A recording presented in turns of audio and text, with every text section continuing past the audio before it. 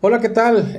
Gentil comunidad del canal Visión B, estamos de regreso. Y pues el día de hoy vamos a abordar una temática de coyuntura, le llamo yo, porque es lo que está en la discusión a nivel nacional acerca de las reformas que se vienen pues en general, reformas de la Constitución o las reformas políticas que son de varios tipos, ahorita lo vamos a detallar. Entonces el día de hoy vamos a abordar esa temática y para eso pues me acompaña Aldo Sánchez. Buenas tardes. Ya lo conocen ustedes, es persona aquí del team de Visión B, y Jorge Verdugo.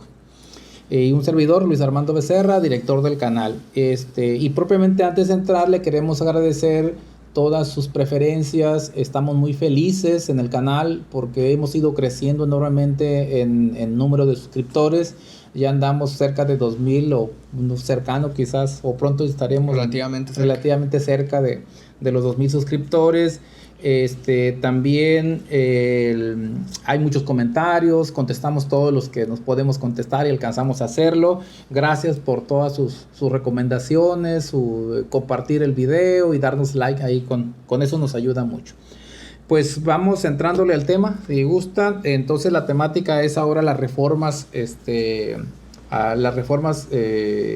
constitucionales, vamos llamando, ¿sí? que se avecinan. Aquí hay que hacer algo un poquito de preludio o de historia muy reciente. En febrero del año pasado, o por ahí como finales de enero, febrero de este año, el presidente de la República mandó 18 iniciativas a la Cámara de Diputados para reformar la Constitución. Estas 18 solamente las voy a enumerar, son muchas y no podríamos analizarlas todas en un solo video. Voy a mencionarlas y después nos vamos a concentrar en 3 de ellas solamente. Pero las 18 son: la primera, reforma Poder Judicial. De hecho, es la cereza del pastel, ¿no? Número 2, reforma al sistema político. Número 3, reforma a organismos autónomos. Número 4, cambios al sistema de pensiones.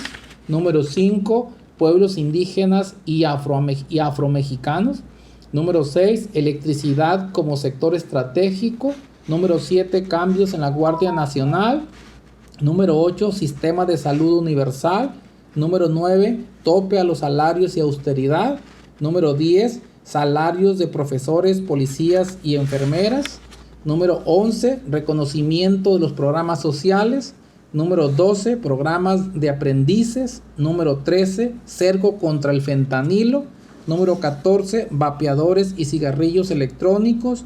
Número 15, acciones sobre el maíz, agua y fracking. Número 16, protección animal. Y número 17, trenes de pasajeros. Y número 18, vivienda. Es larga la lista, son 18 reformas constitucionales presentadas por el presidente AMLO a la Cámara de Diputados en febrero pasado. De ellas, quiero decir lo siguiente: recientemente, ahora con los acontecimientos donde ya Claudia Sheinbaum sale como candidata electa a presidenta para el 2025-2030,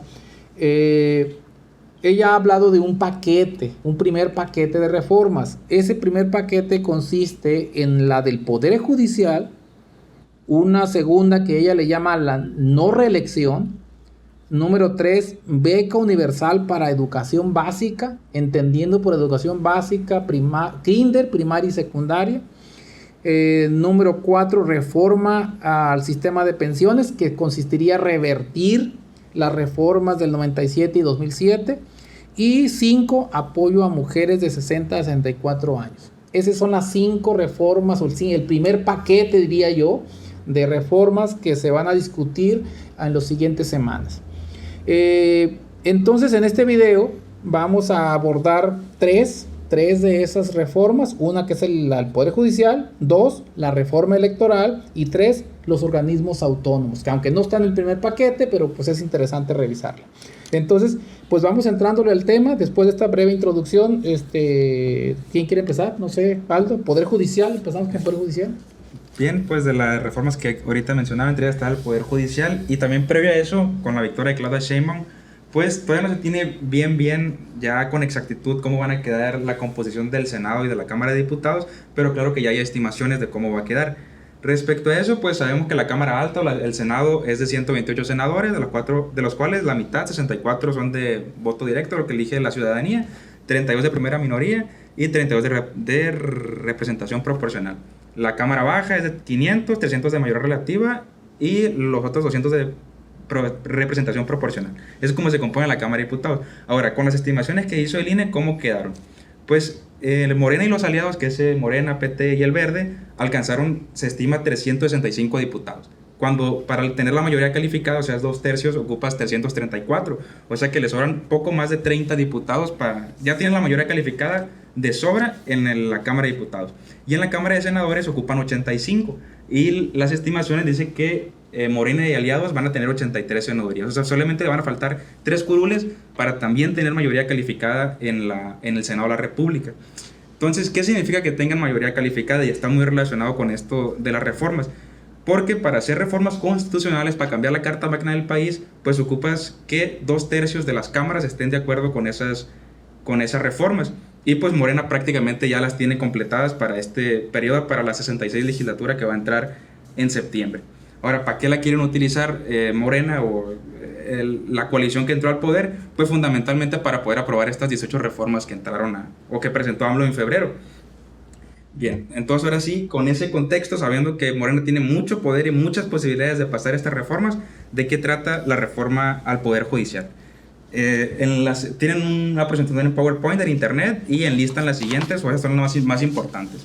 Una de ellas es que los ministros de la Suprema Corte de la Justicia de la Nación, un nombre que se nos viene fácil a la mente para identificar a esos personajes es Norma Piña, que fue muy sonada, muy mediática en el sexenio de López Obrador. Pues bueno, esos puestos, ella era presidenta de la Suprema Corte, todos esos puestos ahora van a estar a voto popular. Cuando vayan a votar en la siguiente, o si se aprueba esto, cuando vayan a votar, también va a venir una planilla para poder votar por los ministros de la Suprema Corte. Relacionado también con los ministros, se va a reducir de 11 ministros a 9.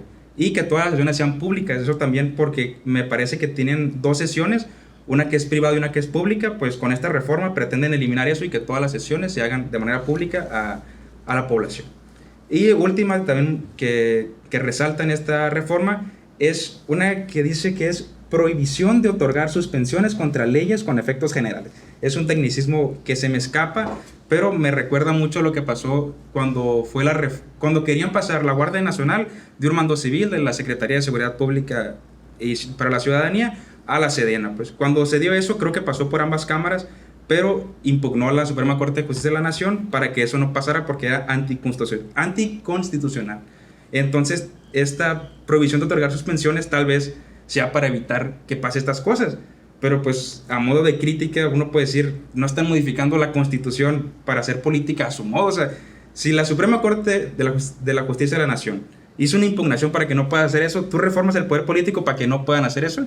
Pues esa es como de todas las que venían en el Poder Judicial la que me hizo un poco de ruido. Mira, esa partecita de la reforma implica que cuando la Suprema Corte, digamos, ampare a una persona o a un grupo de personas sobre una ley, que ese amparo no inhiba o no ampare a las personas que no se quejaron de la ley. O sea, es lo que quiere decir. O sea, porque en el sistema jurídico mexicano, cuando se trata de leyes, si la Suprema dice por ejemplo, el caso de la industria eléctrica, la ley es un ejemplo. Como alguien se quejó, la Suprema Corte dice amparo a esta persona o estas personas que se están quejando contra la aprobación de la nueva ley, pero como es genérica, amparo a todos los mexicanos, a todo el país. O sea, inhibo la aplicación de esa ley. Entonces, lo que está pidiendo con este cambio es que solamente cuando suceda eso, se ampare para el grupo de quejosos, para la parte quejosa le llaman los abogados, no para el resto. Porque si no, pues generalizas una queja de un grupo, la generalizas para 130 millones de mexicanos, pues no tiene sentido. Entonces yo creo que por ahí va enfocado ese aspecto. Muy bien. ¿Qué más traemos ahí, Jorge, en esta parte? Bueno, pues tenemos los plazos máximos, que se refiere a que ahora quieren que sea máximo 6 meses para resolver todo lo que sean asuntos fiscales y 1 año para los asuntos penales. Yo creo que pues tiene sentido, tiene sentido en el aspecto de que quieres que sea más eficiente el Poder Judicial. Ahora vamos a ver cómo está la sobrecarga de los casos, ¿no? Porque es, yo creo que un objetivo, un ideal, pero tendremos que ver cómo se van a empezar a entregar las resoluciones a partir de esto. La otra es la renovación de todos los cargos de los ministros, magistrados y jueces en una elección extraordinaria que se celebrará en 2025. Bueno, viendo todo lo que quiere reformar esta reforma del Poder Judicial, pienso que como objetivo político es hacer más afín al Poder Judicial a cosas que le han molestado al presidente López Obrador durante el sexenio. O sea, siento que es quitarles un poquito el terreno o cualquier tipo de molestia que pudieron haber causado en el sexenio, pues porque vimos mucho que el Poder Judicial empezó a fuera de trabajar en lo que, vamos a decir, en lo que le incumbe, empezó a usarse como política, casi se candidatearon, casi fue trampolín para varias personas. O sea, yo no recuerdo que se volvieran tan famosas algunas personas como Norma Piña. O sea, casi hablaba como si fuera una persona electa bajo cargo popular, ¿no? Así de electa por el voto de la gente, y se ponía ahí en redes sociales y armándose una carrera política a partir del Poder Judicial.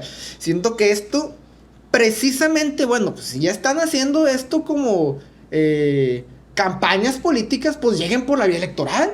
Oye, pues o si ya están haciendo las de políticos totalmente, que vamos a ganar a la gente, peleándose y jugándole a hacer oposición cuando no es su trabajo, pues que se lo ganen, ¿no? Que se lo ganen en elecciones de una vez. Ahora, fíjate que yo viendo la reforma como tal, que tiene muchos detalles que habría que precisar, ¿no? Lo cierto es que la justicia mexicana nos debe mucho a los mexicanos. O sea, la justicia mexicana no es eficiente ni es expedita en este país. Hay personas que están metidas en la cárcel y que se la pasan años esperando sentencia. Imagínate, o sea, una persona que lleve 4, 5, 6 años, ya te encontraron culpable, pero para dictarte sentencia, que es un trabajo de un juez, dictaminar y decir te mereces de acuerdo a los códigos legales, te mereces, tu pena es tanto. O sea, yo creo que hay muchísimo que mejorar en el Poder Judicial. O sea, a reserva de otras visiones que se tenga, pues, o sea, yo lo estoy viendo desde el punto de vista de que el Poder Judicial ha sido ineficiente a cómo está organizado. Nos debe a los mexicanos. Y otra opinión. Si los otros dos poderes, porque somos un país con 3 poderes, si los otros 2 poderes, que es la Cámara de Diputados, el Poder Legislativo y el Poder Ejecutivo, que es el presidente, se eligen por voto popular, ¿por qué el tercer poder no tiene que pasar por el filtro del poder del pueblo? O sea, ¿por qué tiene que ser elegido con otros mecanismos donde se tergiversa la situación y puede ser que lleguen personas no muy gratas o que no están afines a defender los intereses del pueblo? Eso yo creo que es lo que nos ha quedado a deber, y esa es la discusión. Claro que se mira como que el presidente dice, me estorban, no me ayudan, pues tengo que reformarlos. Pues esa es una forma de verlo. La otra sería, repito, decir, bueno, ese poder ocupas menear el palo para que caigan las frutas. O sea, ocupas moverlo y que se modernice. No digo que todos sean malos ni que todos sean ineficientes, pero en general, una evaluación general, todo el mundo sabemos que el poder digamos el poder judicial nos debe mucho a los mexicanos. O sea, hay ineficiencias que deben ser mejoradas, y entonces pues yo creo que esta iniciativa, independientemente de si se apruebe tal como está, es positivo que pongamos sobre la mesa la discusión y todo el mundo opine y que salga una mejor versión de Poder Judicial en el país. Estoy completamente de acuerdo que es un poder muy ineficiente. Hablamos de un país donde no se reparte justicia, donde hay muchísima impunidad, donde gente queda en la cárcel sin sentencia. Y la gente dice, no, pues defendiendo sus intereses, pues diciendo, no es necesaria una reforma, es que van a destruir nuestras instituciones. Escuché gente decir eso, es como, a ver, tienes un poder judicial que su trabajo fundamental no lo hace bien. No lo hace bien. ¿Por qué no mejor propones cómo mejorarlo en lugar de nada más estar viendo cómo sacar partido de esto, pues? Vemos cómo, vamos a volver a mencionar, bueno, ya no quiero mencionar nombres, pero muchos personajes del Poder Judicial empezaron a fungir como lo que no pudo hacer la oposición todo el sexenio. Y obviamente ves que esta reforma viene a cambiar eso. El Poder Judicial no tiene por qué ser la oposición del país. El Poder Judicial tiene que dedicarse a entregar justicia y hacerlo de manera eficiente. De acuerdo. Yo enunciándome desde la oposición, o lo que he leído de la oposición respecto a esto, es que la principal crítica es que de hacerse los, ¿cómo se llaman? Los magisteriados. Magistrados. Los magistrados de la Suprema Corte de voto popular, pues ¿cómo van a lograr que esa reforma, que los ministros cuando se hagan de voto popular, cómo van a hacer las campañas? Pues dicen que necesariamente o forzosamente se van a tener que aliar con un partido político para que les dé ese spot. En la reforma y el PowerPoint dice que eso no va a pasar, que no va a haber financiamiento de los partidos, que les van a dar espacio en radio y televisión. Sin embargo, o sea, ¿cuál va a ser la plataforma política para que los magistrados puedan llegar a la ciudadanía si no es a través de un partido político que los catapulte? Pues ¿cómo ven desde Morena que eso se puede llegar a realizar? Pues es la crítica, pues que se van a politizar los ministros de la Suprema Corte, y eso pues tiene una afectación en los tres poderes. Si los que llegan al poder judicial son de Morena, el Poder Ejecutivo es de Morena y los diputados son de Morena, pues ¿dónde quedó la división del poder, no? Pues mira, en ese respecto, yo no es que los defienda, pero ahorita, con el sistema actual de nombramiento de los 11 magistrados, también está politizado. O sea, también tiene que haber acuerdos entre el Congreso, entre las fracciones políticas de los partidos del Congreso y el presidente. Manda una terna, no, este es más morenista, este es más priista, este es panista, este no, este sí, la regresa. Mira lo que pasó con el último nombramiento. 3 veces o 2 veces creo que mandó, la tercera vez se lo rechazan. La ley le da autoridad al Poder Ejecutivo a decir, bueno, como no te mandé 2 ternas si no quisiste, ahora la ley me autoriza para yo nombrarlos directamente. Y entonces el sistema, como está, también está politizado. Entonces habría que ver la forma de cómo se haga estos cambios sin obviamente caer en esos extremos, porque también hay que entender, y eso tienes mucha razón, Aldo, sobre politizar. O sea, que lleguen los jueces a ser magistrados, o que simplemente los jueces y los magistrados que sean producto de amarres políticos, pues también es incorrecto, ¿no? Yo estoy de acuerdo.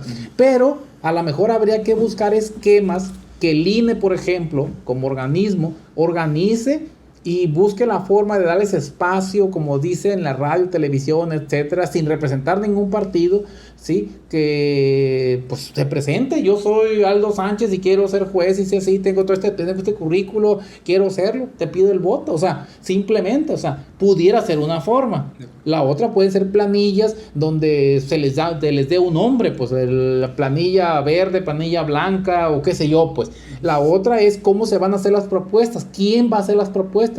Pues el mismo jueces actuales y magistrados actuales, barras de abogados, universidades, pueden hacer propuestas. Fíjate una pregunta: ¿dónde se genera el conocimiento y la ciencia en esa materia, la parte legal? ¿Dónde se genera? En las universidades, en las facultades de Derecho de todas las universidades del país. Pues quiere decir que las universidades y los centros de investigación que tienen que ver con las leyes pueden hacer propuestas también. Es decir, oye, yo creo que todos los jueces y magistrados que están ahorita ahí, en alguna facultad de Derecho del país estudiaron, al menos en la licenciatura y obviamente también en el extranjero seguramente. Entonces quiere decir que son esas casas de estudio que también pueden proponer y a lo mejor servir de plataforma para que los candidatos puedan presentarse a la ciudadanía. No sé, es una solamente idea, pues no estoy seguro si vaya a ser. A ver, ¿por qué? Es una opinión personal mía, sí. Pero yo pienso que ningún ser humano es apolítico. Ningún ser humano puede considerarse totalmente apolítico.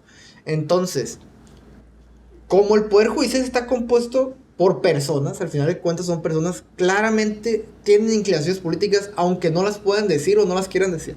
Tienen esas inclinaciones políticas. Y es fácil, si ya estás en esto metido en la política de investigación, es fácil detectar cuándo o a qué partidos les son afines ciertos jueces, porque ni siquiera es como que lo oculten tanto. Entonces, yo pienso que esto de elegir a los jueces, a los magistrados, lo que provoca es que precisamente el Poder Judicial sea un reflejo del tipo de perfil que quiere la gente en ese cargo. O sea, ok, no puedes evitar que estén politizados. Eso es, o sea, de materia humana es imposible, pues no puedes evitar que sean seres políticos y que tengan sus propias ideas e ideologías. Lo que sí puedes hacer es que con esto, que es el poder del pueblo, el poder de la gente, llegue el perfil que la gente quiere o representa sus ideales, ¿no? Entonces, lo que sí tienes que hacer es que no haya tranzas durante el proceso. Eso sí no debes evitar. Debes ser muy cuidadoso con que en el proceso se respete el que tampoco estén haciendo amaños con los partidos. Oh, te voy a impulsar para que llegues, pero tú vas a hacer esto, te vas a hacer la vista gorda con esto. Ok, tú tienes que cuidar de la manera más pulcra y precisa el proceso completo. Pero apuntar lo que porque es que van a llegar jueces politizados, pues que todos están politizados, o sea, son seres humanos y por el mero ámbito en el que se mueven, claramente tienen sus propias ideas políticas y tienen sus intereses afinos a el color del partido que se les haya dado, pues. Mira, déjame traer dos ideas a la mesa. Una es Estados Unidos, por ejemplo.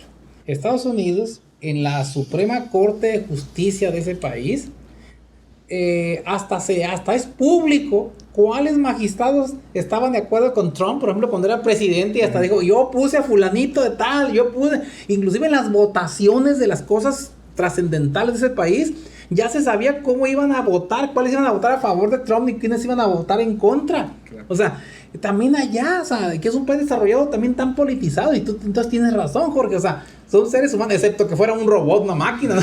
pero están robotizados, o sea, están humanizados. Hay que poner al chat GPT, entonces, no lo quieres politizado, pues dale ahí a un programa estadístico que tome las decisiones. Claro. Ahora, la segunda idea que quiero traer a la mesa es esta. Se ha dicho en nuestro sistema actual, jurídico actual, o sistema jurídico actual, que se les debe pagar mucho dinero, o sea, los sueldos, para que sean incorruptibles. 600,000 pesos al mes.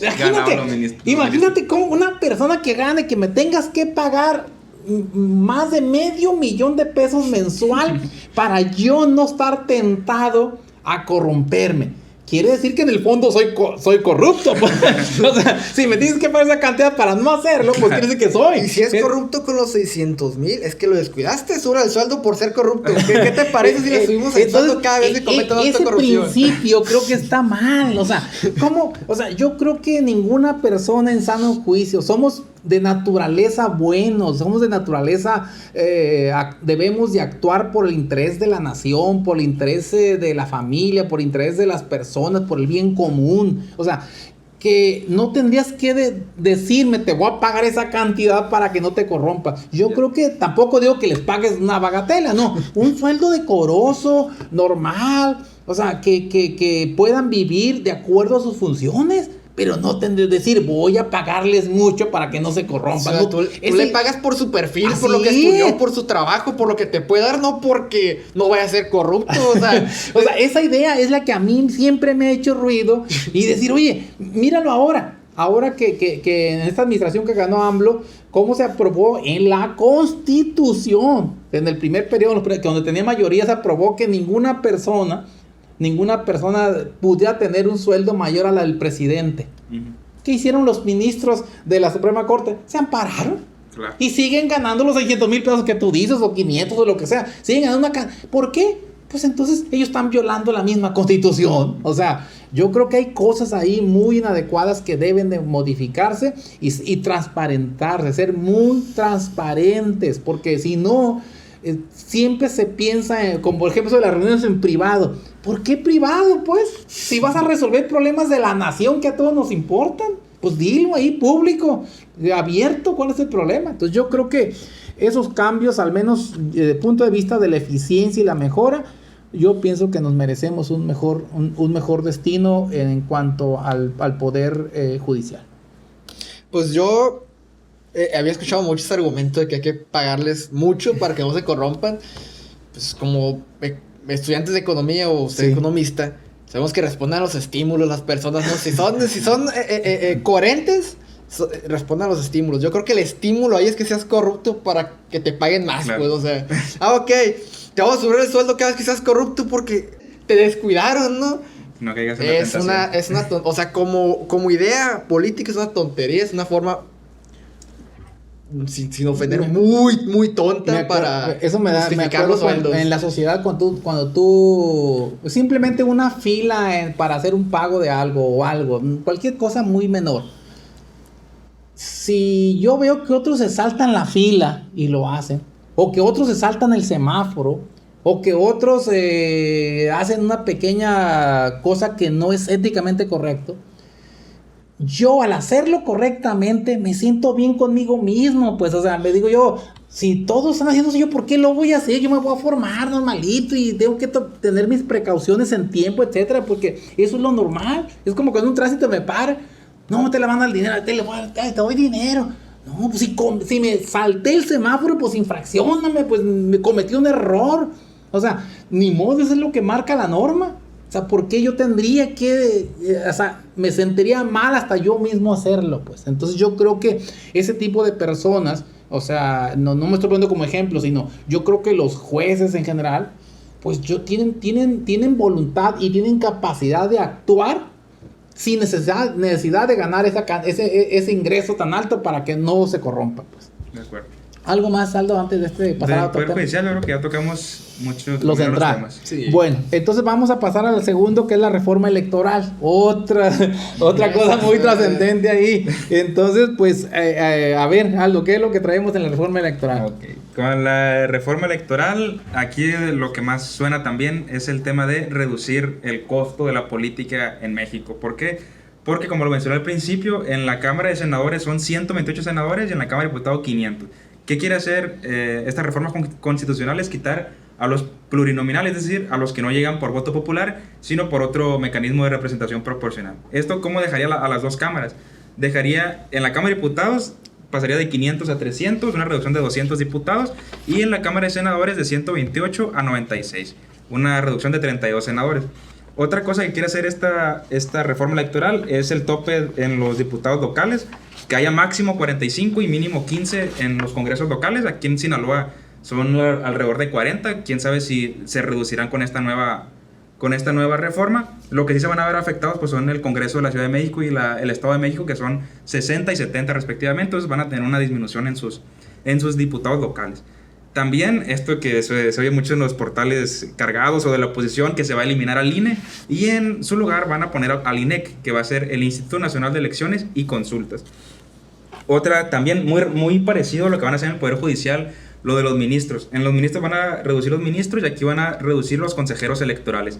También van a reducirlo, van a pasar de 11 a 7, van a reducir su periodo de 9 a 6 y nuevamente es como la idea detrás de todas las reformas, que va a ser de elección popular. También Lorenzo Córdoba, otro nombre popular que tenemos ahí respecto al INE y consejeros electorales, pues Lorenzo Córdoba, por ejemplo, sería uno de esos puestos que se ponen a voto popular. Otro que sí, pues yo creo que todos debemos estar de acuerdo, que sería reducir el financiamiento de los partidos políticos. Se gasta demasiado presupuesto federal en los partidos políticos, puede reducirlo de tajo al 50%. Y finalmente, lo de las consultas populares, vemos que se le agregó una nueva C al INE. Esa C es de consultas populares para la consulta y la revocación del mandato. Una cosa aquí que me hizo ruido y que se me escapa nuevamente los temas jurídicos es que decía el PowerPoint, decía las consultas serán vinculantes con el 30% de la participación. O sea, si tomamos en cuenta que el padrón electoral son 100 millones y va a salir a votar 30 millones, y de esos 30... ok. Si son 100 millones el padrón electoral, y dice que con 30% es vinculante, con 30% de participación, salen 30 millones y 16 millones votan a favor de la revocación de mandato, por ejemplo, ¿eso significa que el presidente en turno dejaría el puesto? ¿O cómo es eso de que es vinculante con el 30% de la participación? Esos son como los temas, podemos tocarlo en general y eso último también. Sí, eso de vinculante es tan importante. Le voy a dar un ejemplo nomás, mira, eso último que tocaste. Ya hubo una primer consulta popular en el primer trienio de AMLO, pues cuando terminó el primer trienio hizo una consulta popular y se preguntó sobre que si querías que continuara AMLO, y la otra pregunta es que si querías que se enjuiciaran a los expresidentes. Sí, bueno. La ley marca que para que esas consultas sean vinculantes, quiere decir que sean obligatorias, quiere decir, al menos debió haber votado el 40% del padrón electoral. Como votó menos del 40%, pues esa consulta simplemente queda como reflejo, pero no es legalmente obligatorio los resultados de la consulta. Por lo tanto, pues haz de cuenta que no pasó nada. ¿Qué es lo que se está proponiendo esta reforma? Es que ese porcentaje baje de 40 al 30, de tal manera que sí pueda haber cierta posibilidad o una mayor probabilidad de que cuando llegue un presidente, a los 3 años lo puedas quitar. Y que cuando consultes algo, con el 30% de gente que salga a votar respecto al padrón, por ejemplo, si el padrón está compuesto de 98 millones, pues más o menos con ¿qué? 30 millones que salgan a votar. Y 16 millones que voten a favor, ya tumbas algo, haces algo. Okay. O sea, por eso es tan importante ese 10% hacia abajo. Ahora, fíjate nomás un ejemplo. De alguna manera, mucha población de México quería que se enjuiciara a los expresidentes. Te voy a dar caso concreto. Cedillo. Cuando Cedillo aprobó el Robaproa, ¿cuántas deudas privadas se hicieron públicas? O sea, muchas, ahí hay listas, ya ha habido, chéquenlo usted en el internet, en muchos lugares, gente que debía 20 millones, 5 millones, o 1 millón, 2 millones, digamos, a instituciones como Banca de Desarrollo, por ejemplo. Como no la puedo pagar, el gobierno agarró esa deuda y ahora que la pague el gobierno por ti. O sea, eso es convertir deuda privada en deuda pública. Quiere decir que cada vez que pago mis impuestos estoy contribuyendo a pagar esa deuda de alguien que no la pagó. Legalmente se hizo. Ok.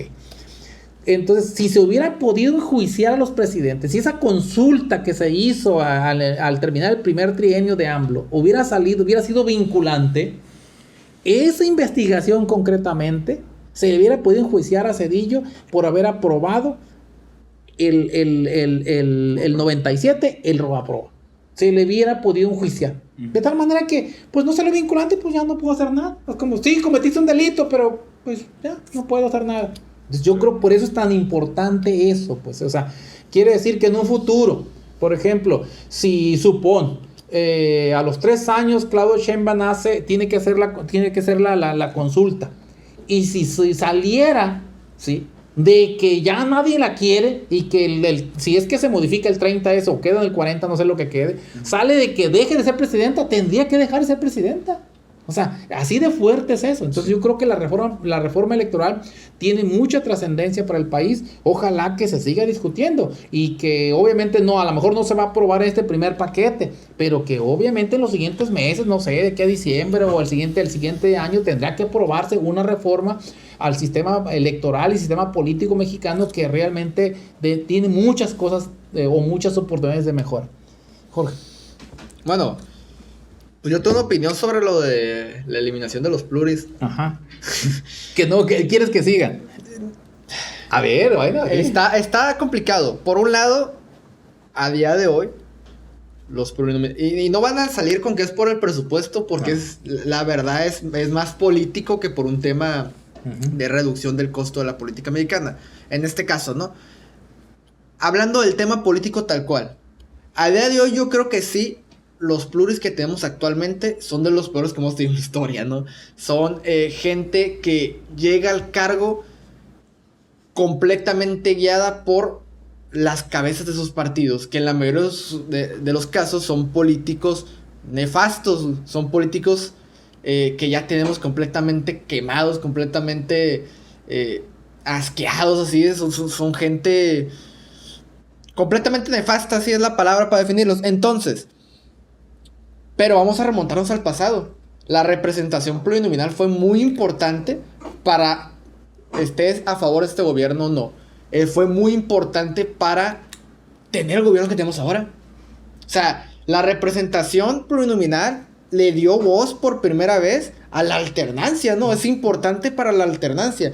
Los puedes ver ahorita, completamente está bien. Puedes ver ahorita, está bien eliminarlos porque a día de hoy no te aporta nada, o son gente nefasta, o tienes a Paloma Sánchez ahora entrando de primera minoría y te cae mal. Correcto, ya no les quieres ceder ni un centímetro de poder político a este tipo de gente. Está bien. Pero viéndolo como instrumento democrático, es muy importante, fue muy importante para generar la alternancia que nos costó tanto. Tenemos apenas, podemos decir, 20 años con alternancias. O sea, tenemos muy poquito con una democracia, es una democracia muy joven. Y este instrumento, la representación plurinominal, es importantísima para que haya podido llegar un gobierno de ideas diferentes. Sí, mira, hay dos visiones y es correcta tu visión. Hay dos visiones prácticamente en forma general respecto a las pluris específicamente, ¿no? Una es que las pluris han servido para darle voz a las minorías y que esas minorías con el tiempo pueden llegar a ser mayorías, como el caso de Morena. Ok. Esa es una visión correcta que contribuye y ayuda a la democracia, ayuda a que las minorías marginadas por de alguna manera porque no obtienen las mayorías en las elecciones puedan estar en las esferas de poder donde se deciden cosas. Ok, esa es una visión y es correcta. Otra visión contraria dice, ¿para qué voy a tener pluris si yo ya elijo un diputado en mi distrito? Y en mi estado elijo un senador. O sea, ¿para qué quiero uno adicional? Entonces, esa es otra visión un poco más monetarista, más de decir, ¿por qué quiero tanto?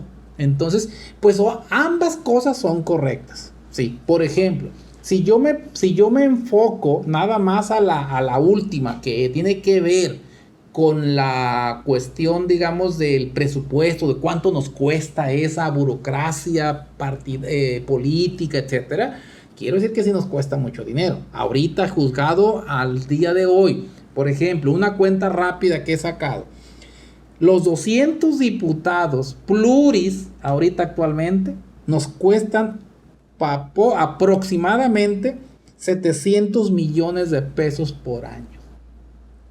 ¿Qué no puedes hacer el país con 700 millones de pesos por año? Eso nos cuesta nada más en sueldos y salarios y prestaciones, sin agregar otras cosas.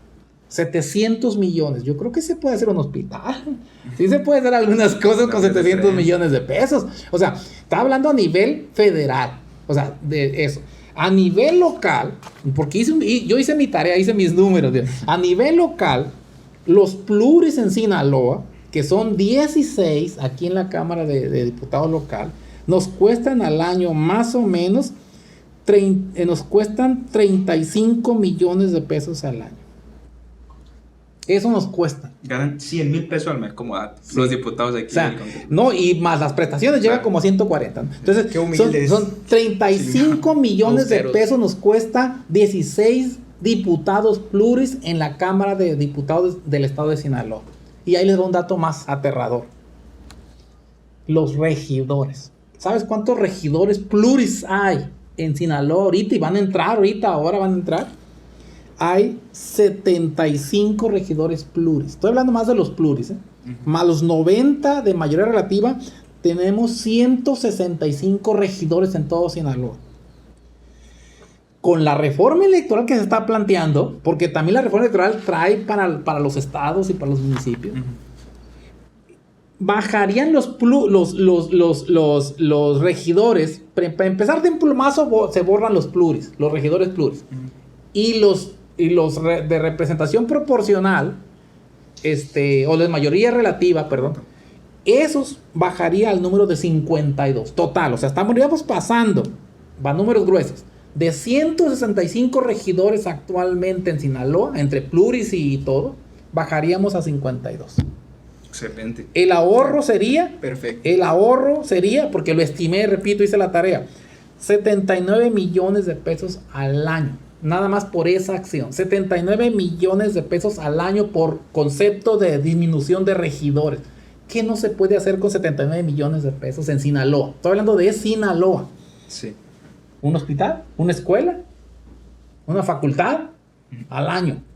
Pues yo creo que hay cosas, repito, me estoy posicionando en la parte presupuestal de esa visión. Entiendo que hay la otra que ya dije, ¿no? Entonces, pues es controversial, hay muchas cosas que decir. Yo pienso sinceramente que se tiene que estudiar eso por el lado de si ya está lo suficientemente madura la población para tener una democracia verdadera. Ok, ya no tienes que dar esa representación plurinominal porque la democracia ya ha avanzado lo suficiente, la democracia mexicana, como para que puedas generar alternancias sin la necesidad de estos mecanismos. Hacer el análisis a lo mejor sería algo más subjetivo de cada quien si de verdad, oye, ya la representación plurinominal solo te trae gente como Paloma Sánchez o solo te trae gente como Alito Moreno, como Alito Moreno, que va a ser senador pluri, o Marcos Cortés del PAN que va a ser senador pluri. Exacto. O sea, personajes que tú, o por ejemplo el expresidente de la presidencia del PAN que se la pasó todo el sexenio en Estados Unidos, Ricardo Anaya. Sí, Canallín.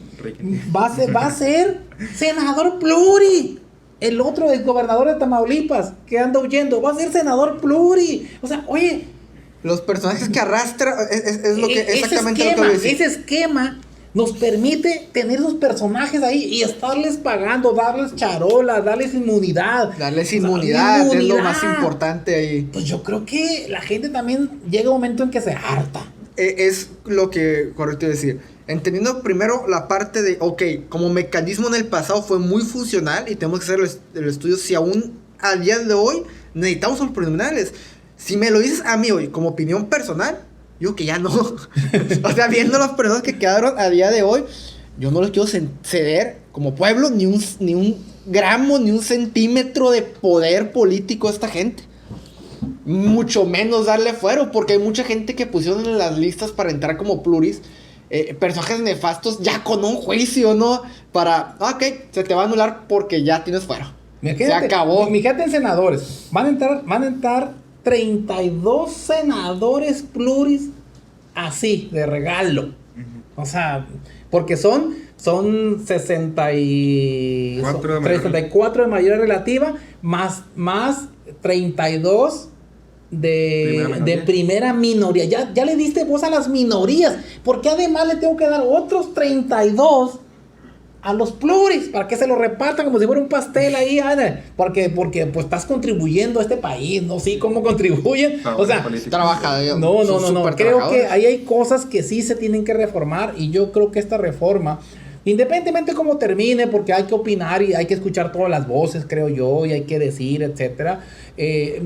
Como dicen, pegarle un palazo al árbol para ver cuántas frutas caen, yo creo que sería prudente, porque el pueblo de México, al menos desde mi punto de vista, creo que está harto. De hecho, esa es una de las razones por las cuales el mandato inequívoco a la presidenta electa Claudia Sheinbaum de 35 millones de votos. Pues yo creo que eso es muy importante. No sé qué más falte aparte de esto. En la cuestión de la reforma electoral. La reforma electoral, yo nada más que agregar. Yo, en opinión personal, rápidamente considero que quitar los plurinominales es una vista muy cortoplacista de la política. Toda república federal en el mundo tiene sus plurinominales. Esto solamente atendería a la coyuntura actual política. Pero, sin embargo, no creo que hay que quitar por completo ese sistema de plurinominales. Bueno, ya para cerrar, porque ya nos alargamos mucho con el video. Sí. El último, que es los organismos autónomos, muy brevemente, Aldo, tú lo traes ahí, a ver qué opinión tienes de porque nos estamos alargando demasiado en el video. Pues del INE ya hablamos, si quieren nomás hablamos en palabras de Peña Nieto, el Instituto Nacional de Transparencia al Acceso a la Información y Protección de Datos Personales, el INAI. Que sus funciones dice que lo va a desaparecer, bueno, la reforma dice que va a desaparecer el organismo autónomo, el INAI, y sus funciones serían absorbidas por las dependencias federales. Nuevamente, me pongo como voz de la oposición, si va a ser el INAI eliminado y lo va a absorber dependencias federales, ¿cómo va a ser posible que alguien cuando pide información, por ejemplo, algún contrato corrupto, la dependencia que lo va a dar es del gobierno y el contrato que va a dar compromete al gobierno, pues ¿cómo se va a dar esa transparencia si el que te va a la información que lo compromete? Era al judicial, ¿no? Al que se le iban a pasar sus facultades. De transparencia, tengo entendido. Bueno, y Auditoría Superior de la Federación, ¿no? Sí, creo que en el caso del INAI, parte de las funciones es que creo que se iban a dividir. Una parte iba a ser a la Auditoría Superior de la Federación, que pertenece a la Cámara, a otro poder, pues. O sea, que no sea el mismo poder ejecutivo a quien le pida la información, porque como tú dices, pues va a haber conflicto de intereses. Pues, yo quiero investigarte por corrupto y te pido la información a ti, pues no, tengo que pedírsela a otro poder. Creo que por ahí va. Pero es discutible, pues, o sea, esto los organismos autónomos habría que revisarlo con mucho cuidado. Yo también soy de la idea que habría que sopesar con mucho cuidado si realmente conviene su desaparición o a lo mejor su digamos limitación en ciertas cosas o darles un rango especial. Habría que ver cuáles de ellos realmente ameritan existir, porque mira, en este país existe los 3 poderes y existe una isla aparte que se cuece aparte, que eso no pertenece a ninguno de los 3 poderes y que la misma ley les dio esa autonomía. ¿Qué casos hay ahí? Banco de México no depende de ninguno de los 3 poderes. Ese cuece aparte. ¿Sí? Y están estos organismos autónomos. Habría que ver cuáles de ellos realmente se justifica que tengan el mismo rango como el Banco de México. El Banco de México, claro que se justifica que no dependa ni siquiera del Poder Ejecutivo, tampoco el Legislativo, tampoco el Judicial. Ya lo sabemos nosotros como economistas eso. Pero habría que ver cuáles otros realmente se justifican. Y pues la discusión es larga, pues todavía falta mucho por hacer ahí, por comentar. Jorge, yo tengo un último comentario y es que pues, yo estaba leyendo la presentación, la leí a fondo de verdad y yo siento que está cortada, me la mandaron mal porque no encontré lo de expropiar viviendas. No vi dónde le tengo que dar mi vivienda a otra persona. ¿A quién se la voy a dar? No vi a quién se la tengo que dar o cómo va a estar, si va a vivir alguien en mi casa. ¿Quién va a vivir contigo? ¿Quién va a vivir en mi casa? O sea, ¿cómo va a estar el proceso? No lo escuché, no lo pude leer. Pues a lo mejor viene mocha el documento que te mandaron. Bueno, Aldo, algo más porque estamos por cerrar ya. No, creo que... No, pues, gracias Aldo Sánchez por tus acertados comentarios y Jorge Verdugo, pues a usted, gentil auditorio, le agradecemos su preferencia. Denos ahí si le agradó el video, su manita arriba, su pulgar arriba, recomienda el canal, suscríbase si no está, reenvíe este link todo lo más que pueda. Con eso nos ayuda mucho a seguir haciendo videos de calidad como este. Gracias, yo soy Luis Armando Becerra, director del canal Visión B. Hasta el próximo video. Adiós, producción. Excelente. ¿Qué? ¿Una horita nos aventamos?